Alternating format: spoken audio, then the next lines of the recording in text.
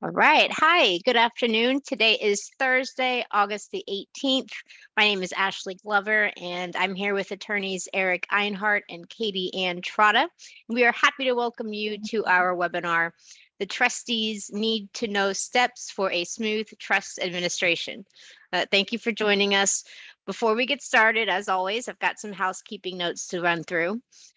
Your mics are muted to help omit any background noise. So as you have questions, please submit them through the Q&A box. We do have time reserved at the end to answer as many as we can. This presentation is a half hour. We are recording and we'll email you a link to the video. Let us know how we did in the survey. And if you need to message me about anything, you may do so in the chat box. All right, so let's get to know our presenters, and we'll start with Eric Einhart.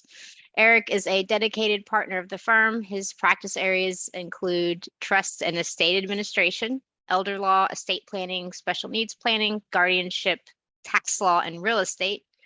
Eric is currently serving as the secretary of NALA. That's the National Academy of Elder Law Attorneys. Katie Ann Trotta is an associate with Russo Law Group and works alongside Eric in the estate and trust administration, probates, and estate planning practice areas. Katie is admitted to the New York State Bar and the New Jersey State Bar. So Katie and Eric, thank you for putting this together. Eric, will you be running through the agenda today? You got it. Thank you Yeah. so much, Ashley. I appreciate it. Sure. Thanks for the warm welcome as well. So we're going to cover the 6 steps for a smooth trust administration. I think what's most important to understand when you're the trustee is that you have a legal responsibility. A number of them, you have a number of legal responsibilities, but it's your responsibility to administer the trust based off of the terms of the trust. And there's a lot of opportunities to fall short of that and get yourself in some hot water. So, but when we work with clients, we try to do all the heavy lifting and make sure that they avoid any kind of issues, and that it's a smooth process, as smooth as it can be.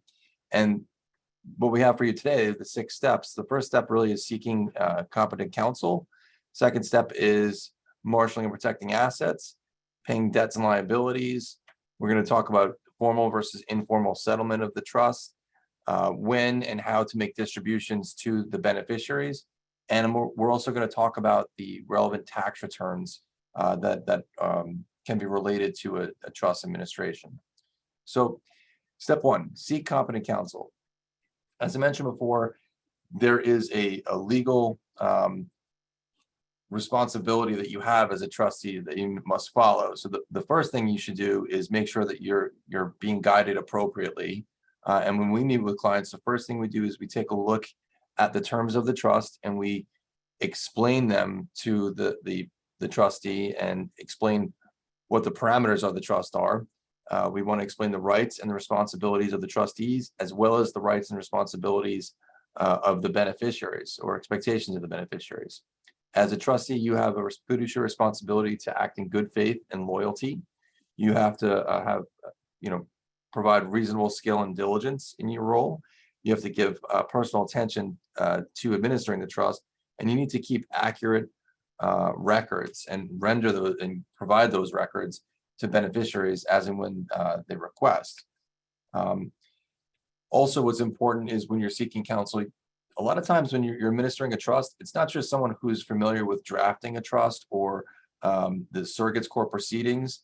You want somebody who has, or a law firm that has the skill sets that are going to be necessary to handle other aspects of administering the trust too. So for instance, a lot of times trust will have a piece of real estate in it. You may need to sell it. So you're going to have, it's a good idea to have a real estate firm, have a firm that handles real estate, as well as potential litigation, a firm that's able to handle litigation if there is any litigation involved. And a lot of times taxes, a law firm that understands the consequences and implications of the trust administration from the perspective of tax liability. That's really key. Also, your counsel should, if you have multiple trustees, co-trustees, they may retain the same counsel or they may go their separate ways and retain separate counsel. But either way, step 1 in my mind is to seek competent counsel who can guide you through the process and help you establish a game plan, right? Next slide.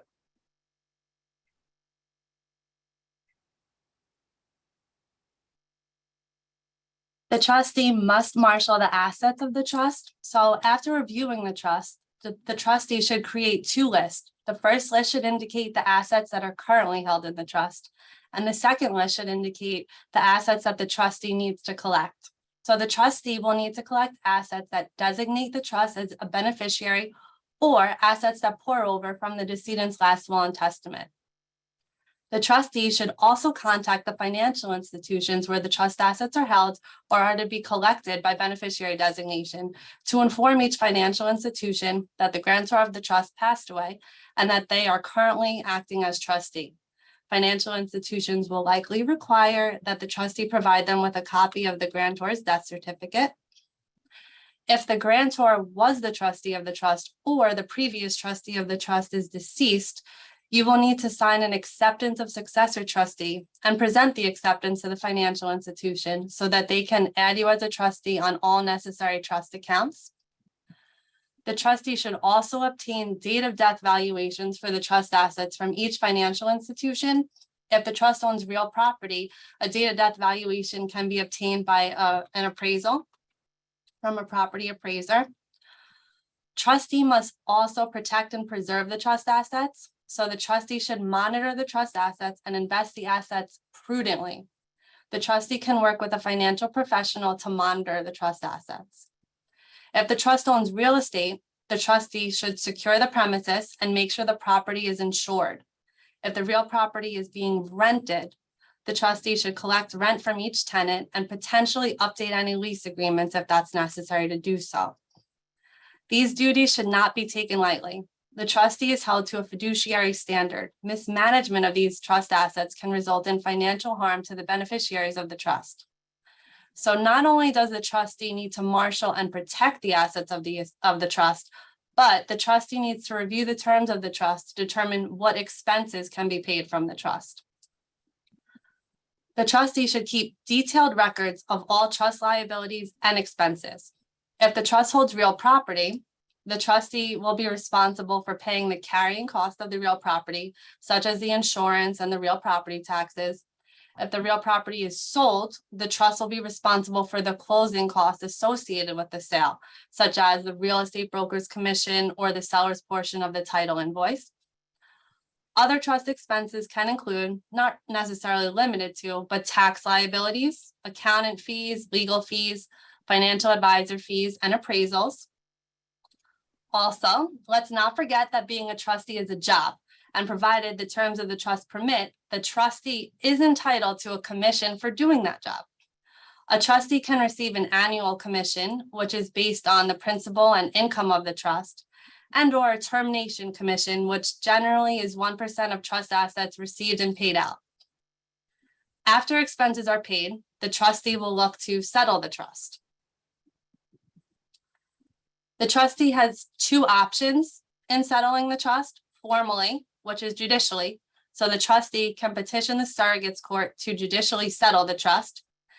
This is a formal settlement. It's time consuming and expensive, and it can also invite litigation. The other option is to settle the trust informally, which is how most trusts are settled. This requires an agreement between the trustee and all beneficiaries of the trust called a receipt, release, refunding, and waiver agreement. A receipt, release, refunding, and waiver agreement states that each beneficiary acknowledge receipt of his or her distribution, release the trustee from liability, agree to refund on demand by the trustee any part of the distribution needed for excess trust expenses, and waives the beneficiary's right to have the trust judicially settled. With the receipt, release, refunding, and waiver agreement, each residuary beneficiary should be presented with an informal accounting. This is why it's extremely important for the trustee to keep detailed records throughout the entire trust administration. The informal accounting would indicate all the assets that are held in the trust expenses paid from the trust, any commissions paid to the trustee of the trust, and the proposed distributions. So a little pro tip is the trustee should not make any distributions from the trust until all beneficiaries sign a receipt, release, refunding, and waiver agreement. So after the trustee receives the receipt, release, refunding, and waiver agreements back from all trust beneficiaries, it's time to make the distributions to the beneficiaries. The trustee should review the terms of the trust to see what distributions need to be made. The grantor may give a beneficiary a specific bequest. So this means that the trust indicates that a specific piece of property or a specific dollar amount goes to a beneficiary. The grantor will then leave the rest, residue, and remainder of the trust estate, otherwise known as the residuary trust estate, to the beneficiaries. As a trustee, you can make a partial distribution to the residuary beneficiary or just a final distribution. But remember, regardless of whether you make a partial or final distribution, the trustee should always obtain a receipt, release, refunding, and waiver agreement from the beneficiary before making any distributions. Before making distribution, the trustee should determine if he or she wants to distribute the assets in kind or in cash. So an in-kind distribution would avoid a taxable event. An example of an in-kind distribution would be if the trust owned Apple stock, the trustee would distribute the Apple stock to the beneficiary instead of selling the stock and distributing the proceeds to the beneficiary. When making the distribution, whether it's in cash or in kind, the trustee should have the beneficiary acknowledge in writing just that they received the check or the transfer of securities so that the trustee knows the distribution has been completed. The trustee should always be mindful of the timing of making the distributions for tax purposes. So, okay, so when there's a trust involved and someone passes away, and the trust becomes necessary to be administered, there's really three types of tax returns that the trustee needs to be aware of, and absolutely at least one that they will need to file. The first is an estate tax return. So if the decedent who established the trust has a taxable estate, and there's a need to file a federal or New York State estate tax, the trustee may need to provide information to the executor if there is one, or a lot of times the trustee is also the executor if there is one, to report the assets, the date of death valuation assets of all the assets in the trust. Because if the trust is a part of the gross taxable estate of the decedent, it's going to be necessary to report to the IRS and to New York State. If there is no executor of the estate and the trust is the assets are going to be a part of the gross taxable estate, then the trustee could act as the personal representative and actually file the estate tax. The estate tax return for the IRS is called a Form 706, and for New York State, it's called an ET 706. And in terms of the requirements to file, the estate tax exemption amount at the federal level for 2022 is $12,060,000. So if you're lucky enough to be a trustee of a trust that has $12,060,000, then you're going to have to file a federal estate tax return. For New York State, currently the exemption in 2022 is $6,110,000. So it's much lower in New York State. So the chances of you having to file a tax return for the estate tax return will be higher in New York State versus the federal. So the trustee needs to be mindful of the total value of the estate and the total value of the trust itself, because they may need to report that information on an estate tax return and likely pay tax liability from the trust assets. And the terms of the trust will reference how estate tax liability is to be paid out, whether it's apportioned to the percentages of the beneficiaries or if it's paid from the gross trust estate. At least there should be provisions in the trust that direct that. Ours do. Another type of tax return you need to be mindful of is a fiduciary income tax return. And this one is an absolute, you need to file this, at least one. This is for federal, it's a 1041. And for New York State, it's a form IT 205. And this is going to report the income generated by the assets of the trust. So for instance, if you're in a situation where you are the trustee of a trust that was established by a friend or a loved one and they've passed away, and they have stocks and bonds or rental property, the income from those assets after the date of death is really attributable to the trust itself, and you're going to have to report that income on a 1041. And this is going to be based off of a calendar year. So income from date of death to the end of the calendar year. And then if the trust is continuing to remain open thereafter the first year, it's going to be every year from January to December that you know those incomes are going to be collected and then reported. They're due the same due date for the as the individual income tax returns generally. So it's usually, you know, April 15th, unless there's a holiday or a global pandemic that pushes back the due date. So you got to be mindful of the timing. The income that gets generated by the trust is reportable on this tax return, and if distributions aren't made to the residuary beneficiaries in the calendar year, and there's insufficient deductions to reduce the income is going to be taxable at the trust level. And typically it's advisable to make distributions to the beneficiaries to avoid the income being taxable at the trust level, because the trust tax rates escalate quicker than ordinary income tax rates for individuals. So if it's, you know, $14,000 or $15,000 worth of income in the trust, that's going to escalate to the 37% tax rate very, very quickly after $13,000. But if you were to pass that on to the beneficiaries, then they would report their proportionate income at their own individual income tax rates, which is presumably lower than the highest tax rate that the trust would be subject to. So if you're a trustee, timing of distributions and income is going to be really relevant.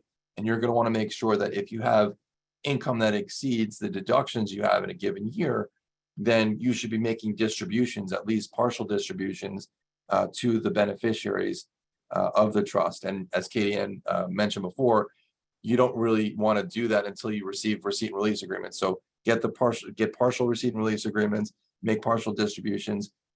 If you anticipate the trust being open for more than one calendar year, but you want to pass on the income to the beneficiaries and rather than have it taxed at the trust level. So what happens is when you file the 1041, there's something called a K1 that gets issued.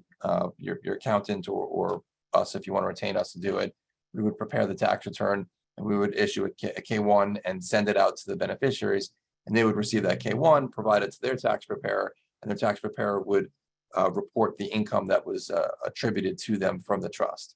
So you can't pass on the income to the beneficiary unless you actually make a distribution. Also, what's important to note is capital gains received or realized in a year that is not a final tax year is never going to be able to be, I won't say never, it's generally not able to be distributed out to the beneficiaries. So if you, for instance, have sold stock that has a gain, then unless it's a final tax year, that gain is going to be realized by the trust, and you're going to have to pay a tax liability on it. So only capital gains or losses that are realized in a final tax year can be distributed out to the beneficiaries. If you have a capital loss, then that will pass on for the next year, and you can ultimately distribute it to the beneficiaries in the final year. But a capital gain, you're getting a hit with the capital gains tax unless it's a final year. And the third type of tax return you should be mindful of as a trustee is an individual income tax return for the decedent.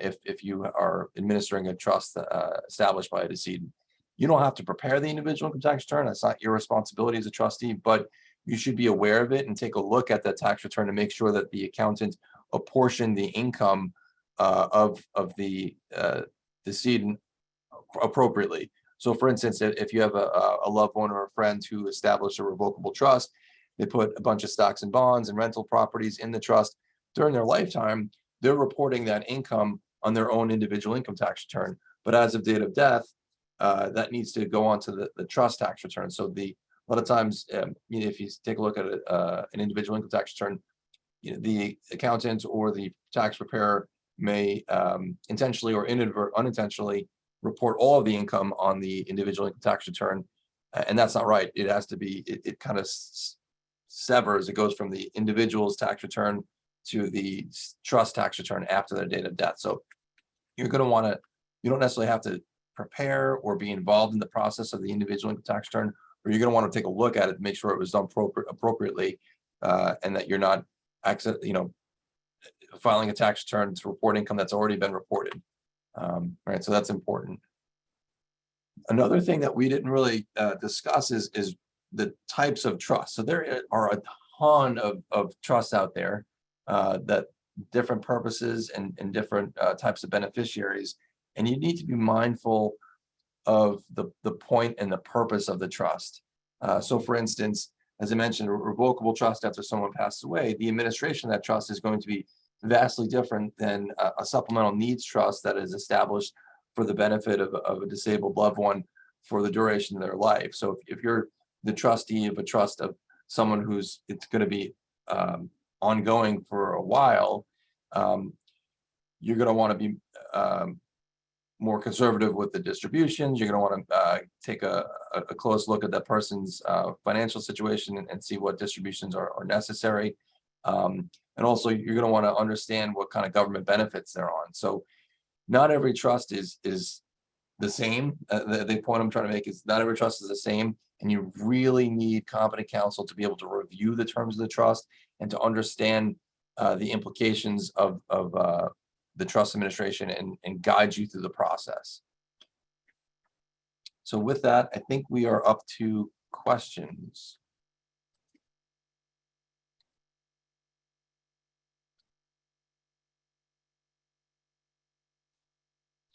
Okay, I see there's a question, and I appreciate this. Is there a minimum number of trustees you are required to have?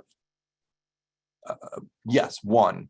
So you definitely need at least one trustee. So to establish a trust, you need a settlor, or often called a grantor as well. Those terms are interchangeable. That's a person who's setting up the trust. You also need a trustee to be named to manage the resources of the trust.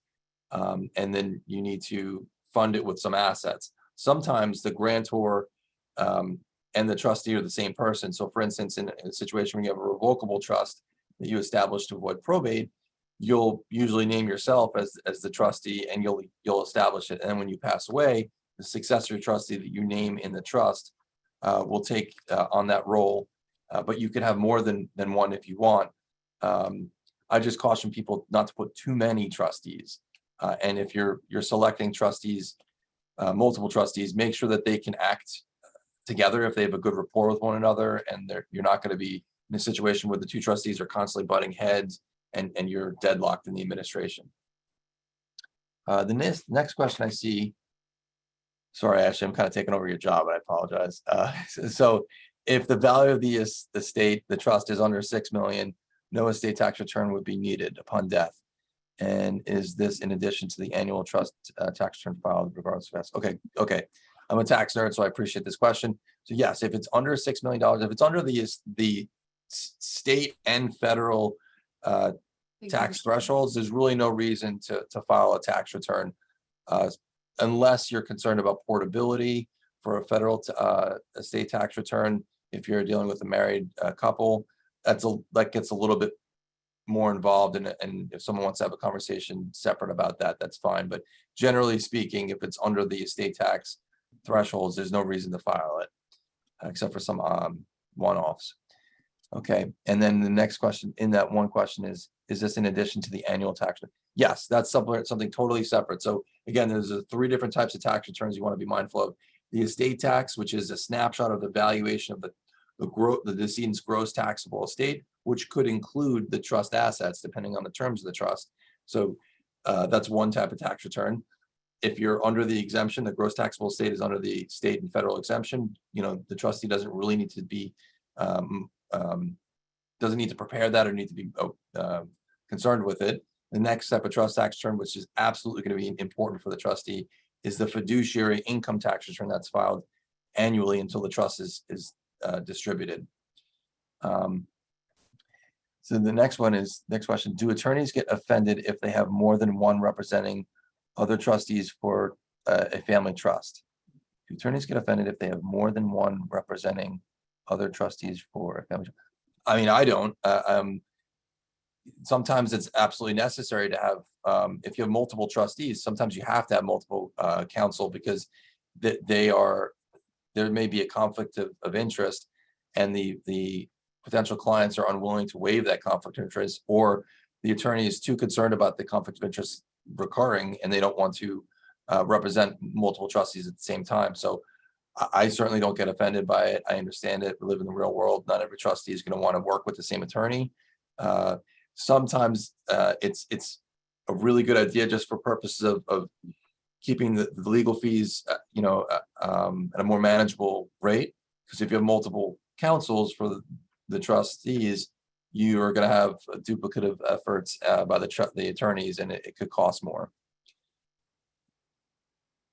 Katie Ann, I don't know if you want to take on this one. How can you forecast what is the final year of the trust with certainty? You want to make sure that all of the trust assets have been collected. You want to make sure that all the trust expenses have been paid, and that when you make distributions, you could keep a little reserve just in a non-interest bearing account. And then that's when you could make it the final tax year for the trust. That's really important too, the reserve, because if you make a distribution of everything and there's nothing left, and you file a tax return, and then there's some sort of creditor that comes out of the woodworks, or there's some unanticipated tax liability that comes up, and you give away all the money, now you have to try to pull it back from the beneficiaries, and good luck. So it's good to play it safe and have a little rainy day reserve.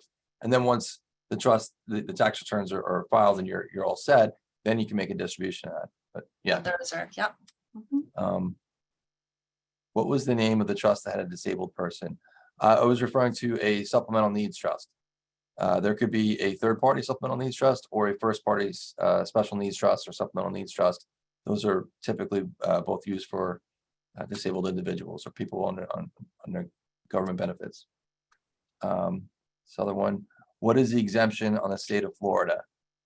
I'm imagining you're referring to estate tax. To my knowledge, I'm not licensed to practice in Florida, but Florida has no estate tax at all. So it's really the federal you've got to be aware of. Does a credit shelter trust from a disclaimer of a will require documents to be filed with surrogates court? And so that, I don't know if that's written by an attorney, but that's a great question, and it really depends on the terms of the trust. So possibly, I know that's a lawyer answer and it's obnoxious, but that's the only one I'm going to be able to give at this point without delving further into it. Which of these responsibilities, if any, apply with the grantor is still alive? So if the grantor is still alive, it depends on the type of trust we're talking about. So if we're talking about a revocable trust, then the responsibility of the trustee is also the grantor.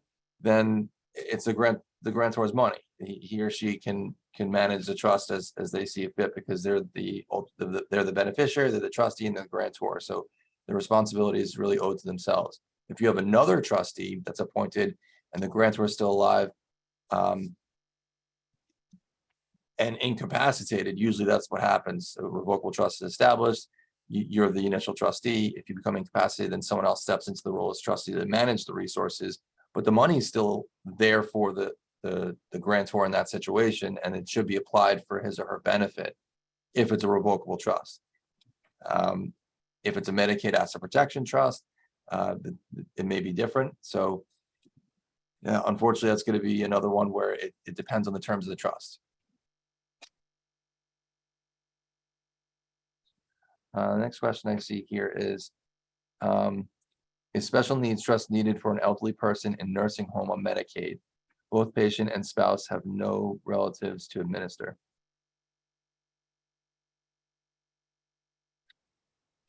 I think we need to be clear on the facts in that case, and it's possible that a special needs trust, I don't think a special needs trust would be what would be appropriate, and maybe a Medicaid asset protection trust. But we would need a little bit further details and want to have kind of a conversation about that question, unfortunately. Next question, does Russo Law Group provide services in Montana? So we are virtual. So if you have an issue that relates to New York law or trust that is related to New York law, we can absolutely meet with somebody in Montana. If it's a trust that's governed by the laws of Montana, I'm the secretary of the board of directors for the National Academy of Elder Law Attorneys. I know a lot of different attorneys all over the country, and Vincent Russo, the managing partner, was a former president, founding member of that organization. So we have a lot of connections throughout the country, which we will help get referrals for appropriate counsel in different states, and we do it all the time. So if you have any issues with a trust or an estate in another state, and you want to use us as kind of a jumping off point to get an appropriate qualified referral, we are more than happy to do so. So no, we don't provide services in Montana for trusts governed by Montana law, but we can help you get to the right person. And two more questions. We're out of time. Ashley, do you think I have time for these two questions, or we're good? Yeah. Okay. Next is, a New York house was put into a trust for purpose of Medicaid. Your firm prepared 10 years ago. When the house got sold, the proceeds are distributed at closing. I assume that money has to be reported on individual tax beneficiaries. Yes. So if a home was put in a trust, I think we got to cut off the questions though. Put in a trust 10 years ago, and if it's a Medicaid asset protection trust, which typically is a grantor trust, meaning that you get a step up in basis, hopefully at the time of the person's passing. If once it's sold, you're going to have to report the sale of the property on a trust fiduciary income tax return. But if it's a final year, then the gain or the loss from the sale of the home gets passed out to the beneficiaries. There should be a reserve held for taxes, even if you don't anticipate tax liability. We generally suggest, as Katie Ann mentioned before, to hold a reserve. It's just a prudent measure. Okay. How do we handle the executor, primary trustee who is not keeping meticulous records? So this is a situation where if we're retained to represent a beneficiary, we will step in and we'll reach out to the counsel of the trustee. We'll try to get as much of the records as possible, but you may have to go into a surrogate's court to compel an accounting against the trustee in order to get those records. So unfortunately, that kind of situation often leads to litigation, which we try to avoid, but sometimes it's unavoidable. All right, thanks. To save time, I'm just going to cut to the chase here. We appreciate all of you for joining us. Please leave us your feedback in the webinar survey. It's going to appear on your screen as soon as we close the webinar out. Eric and Katie, thank you for your presentation and for answering all those questions. That was great. Any closing remarks? Yes, I just have one closing remark. Thank you for attending. And if you have any questions or concerns, if you're the trustee or you're establishing a trust, please contact us. Let's set up an appointment. Let's talk about your issues and concerns, and let's make sure you're going to have a smooth trust administration. Awesome. All Thank right. you very much, everybody. Thank you, Ashley, for coordinating. Thanks, Ashley. Bye. Bye.